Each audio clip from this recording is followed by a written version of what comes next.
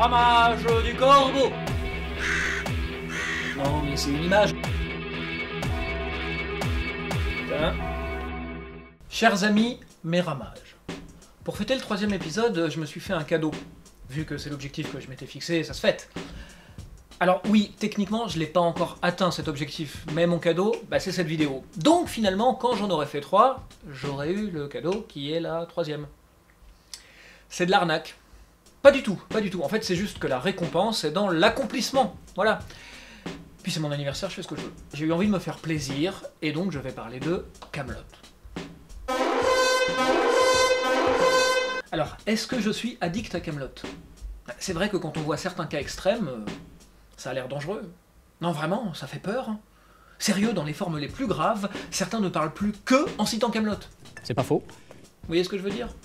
Des mecs qui sortent ça un peu... Toutes les sauces sur le tapis. Alors voilà, oui, c'est vrai que j'aime cette série depuis qu'elle passe à la télé, donc forcément, ça fait 10 piges que j'attends la sortie du film. Autant dire que là, tous les reports avec...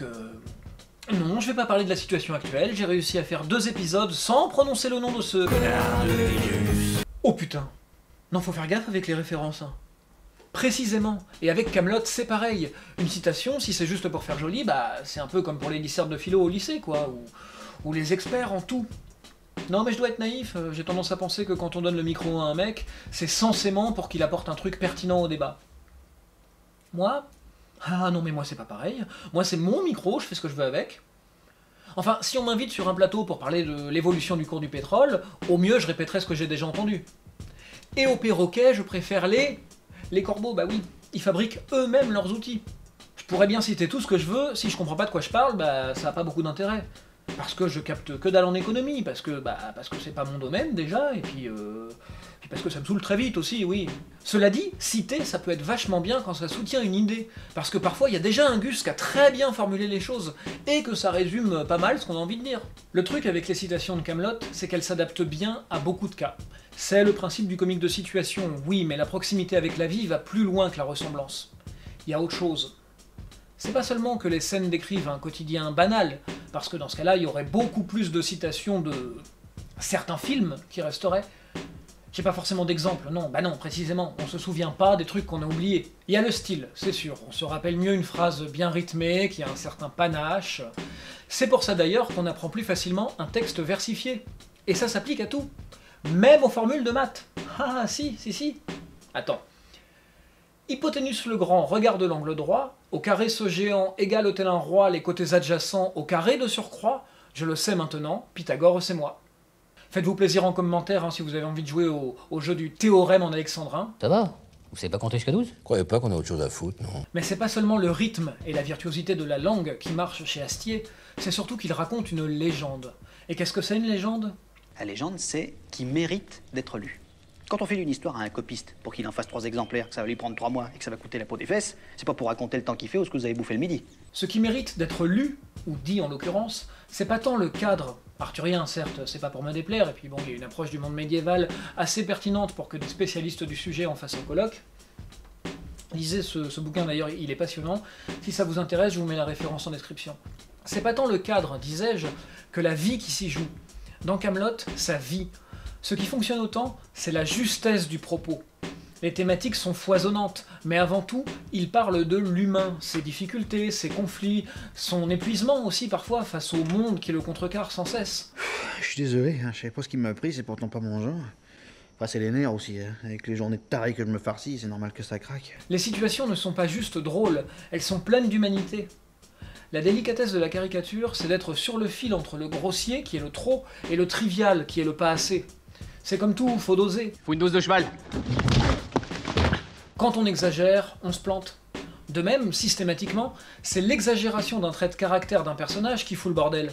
Et c'est d'ailleurs pour ça que la série devient de plus en plus dramatique au fil des saisons, parce que l'exagération du caractère d'Arthur, c'est... Voilà, vous pouvez vous grouiller ou pas? Ah, dites, vous n'allez pas commencer, hein? C'est vous qui allez pas commencer. Vous imaginez pas que vous allez lambiner comme ça tout le trajet, si? Je ne lambine pas, je marche à mon rythme! Ah, mais c'est une erreur, il faut marcher au mien. Heureusement, les choses avancent parfois quand dans un sursaut de sagesse, les voix s'accordent. Le Graal, c'est notre union. Le Graal, c'est notre grandeur.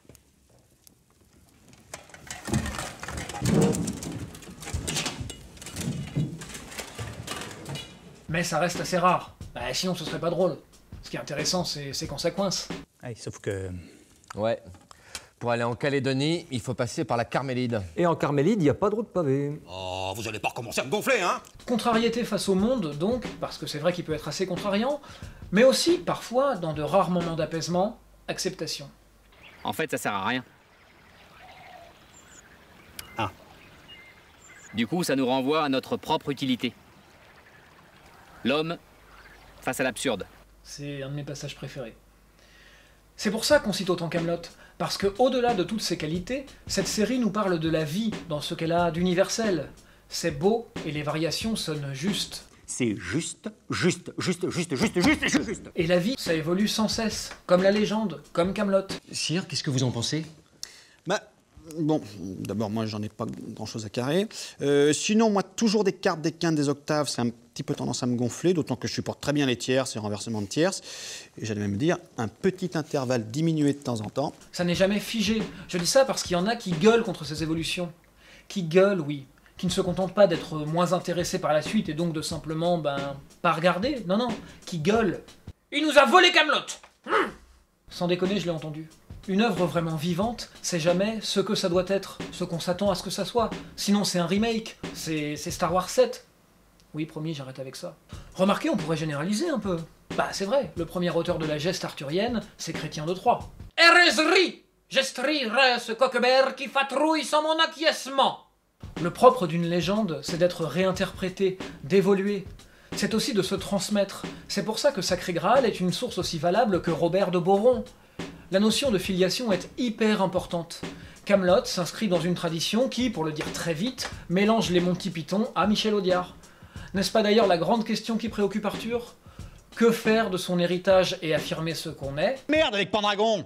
Fallait pas lui parler comme si, il aurait jamais accepté ça. Quand on lui marchait sur le pied, il vous crevait un œil. Moi, quand on me marche sur le pied, on me dit pardon. Et puis je réponds, c'est pas grave. Je suis pas une espèce de gros taré à qui on peut jamais rien dire. Et comment transmettre? C'est ça qu'il faut que je fasse. Faut que je parte. Où ça? Partout.